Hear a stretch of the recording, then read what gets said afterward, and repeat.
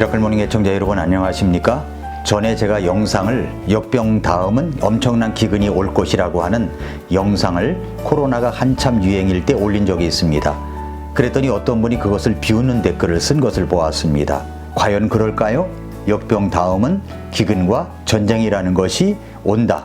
이것이 예언이라고 하면 예언일까요? 뭐 성경에 다 나오는 이야기지만 그것을 비웃을 수 있을까요?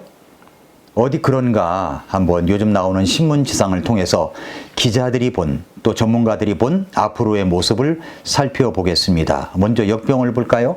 역사적으로 볼 때 1348년에 유럽에서만 흑사병으로 콜레라와 같은 연병, 역병으로 말미암아 2500만 명이 죽었습니다.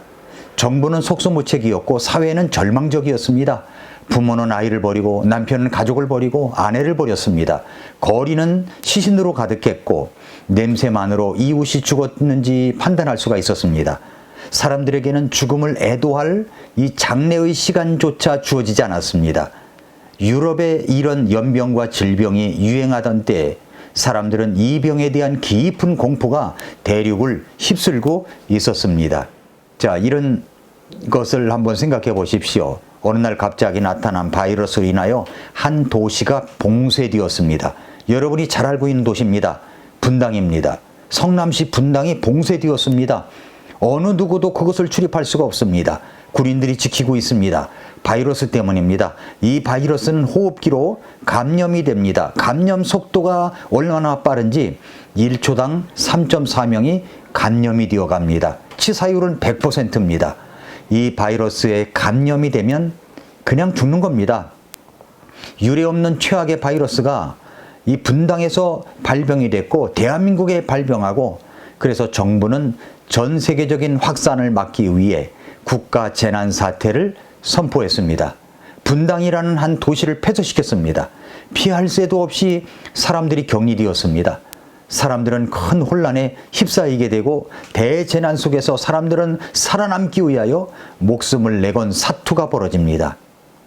이런 내용은 실제 분당이 아니라 2013년도 개봉되었던 죽음의 바이러스 이야기 감기라는 영화의 줄거리입니다. 바이러스를 주제로 한 영화가 다 그렇듯이 결국은 백신을 만들어낸다는 것으로 엔딩이 되지만 바이러스라고 하는 것은 실로 엄청난 재난을 가져다 주는 것임이 틀림이 없습니다. 사상 최악의 바이러스가 전 세계를 덮쳤습니다. 코로나 바이러스입니다. 이 코로나로 인하여 지금도 애통해하는 사람들이 너무나 많습니다. 그 바이러스로 갑자기 세상을 떠나신 분도 있고 그 후유증으로 고통받는 사람도 많이 있습니다. 그 병을 예방한다는 백신 접종으로 인하여 고통받고 있는 분들도 있습니다. 그런데 여러분, 여기에서 성경이 말씀하시고 있는 것을 들어야 합니다. 성경은 이렇게 말씀하십니다. 마태복음 24장 7절에 민족이 민족을 대적하여 일어나고 왕국이 왕국을 대적하여 일어나며 곳곳에 기근과 역병과 지진이 있을 터인데 이 모든 것은 고통의 시작이니라. 지금은 여러 곳을 볼 때 우크라이나 러시아 전쟁이 일어나고 있습니다. 이런 것이 일어나고 있어요. 기근과 역병과 지진입니다. 순서에는 상관이 없습니다. 어떤 것이든 일어나고 있습니다. 코로나라고 하는 역병으로 인하여 전 세계가 꼼짝 못하고 3년간이나 지냈습니다. 앞으로 일어날 역병은 인간이 감히 생각지도 못할 그런 바이러스로 인하여 지금까지 경험하지 못한 고통을 받게 될 것입니다. 그 다음엔 무엇입니까? 기근입니다. 기근. 그리고 지진입니다. 기근이라고 하니까 곧바로 이어지지 않는다고 사람들이 그런 이야기를 우습게 여기는 사람들이 있습니다. 비웃습니다. 조롱까지 합니다. 그러나 여러분, 신문에 난 이 기사를 한번 보십시오. 한 일간지에 4천조 원 집어삼킬 뜨거운 놈이 온다, 이런 기사 제목이 있었어요. 역대 4번째 슈퍼 엘니뇨, 가뭄, 홍수, 최악 예고라고 했습니다. 스위스 제네바의 세계기상기구본부 WMO가 있습니다.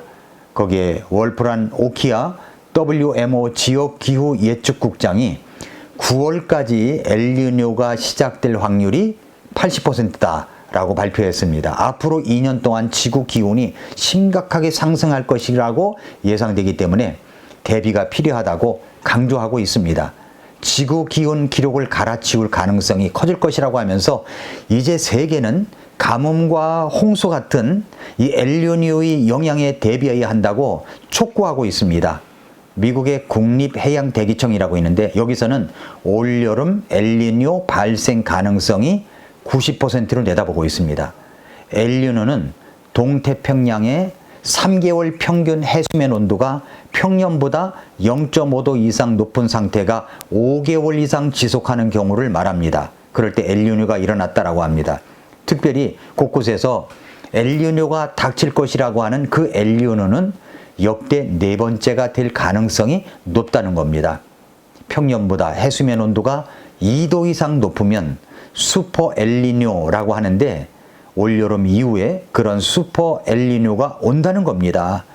그런 슈퍼 엘니뇨가 1950년대 이후에 1982년부터 83년도까지 한 번, 1997년과 98년에 한 번, 그리고 2015년부터 16년에도 한 번, 그리고 이번에 4번째 엘니뇨가 온다는 것인데 이 엘니뇨가 역대 최악이 될 것이라고 예상하고 있습니다.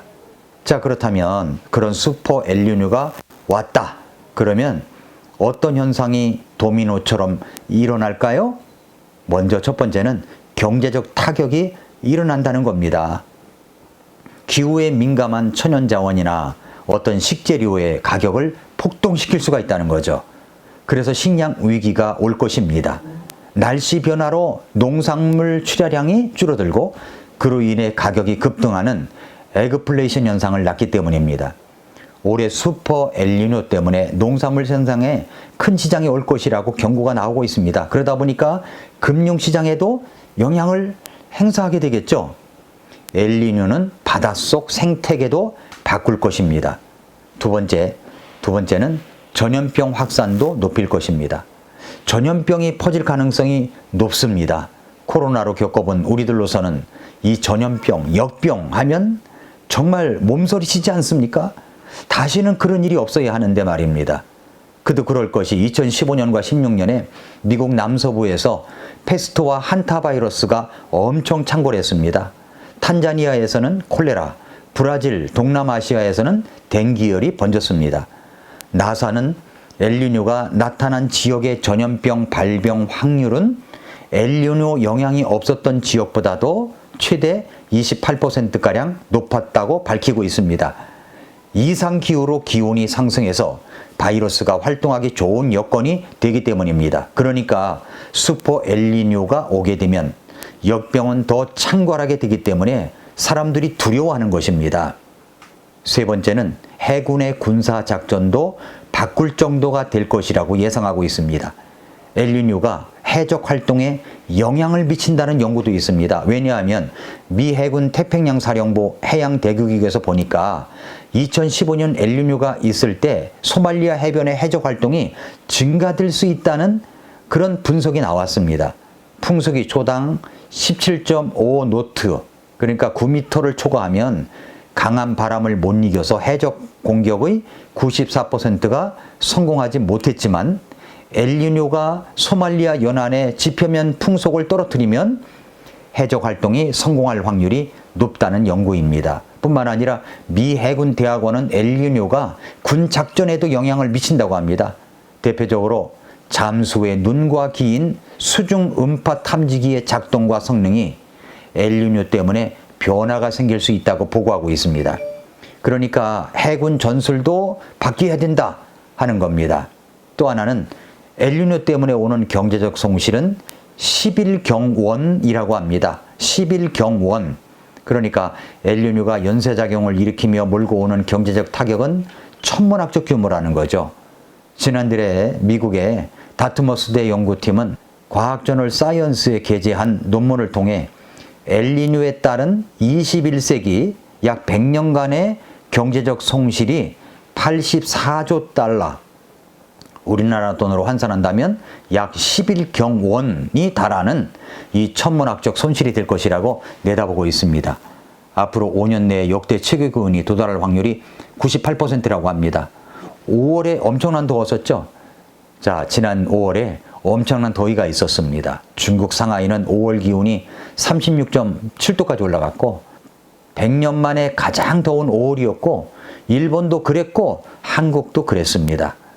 이런 고통스러운 일이 일어날 때 여러분, 우리 그리스도인은 어떤 자세를 가져야 합니까? 역대하 7장 12절과 13절에 보면 이렇게 말씀했습니다.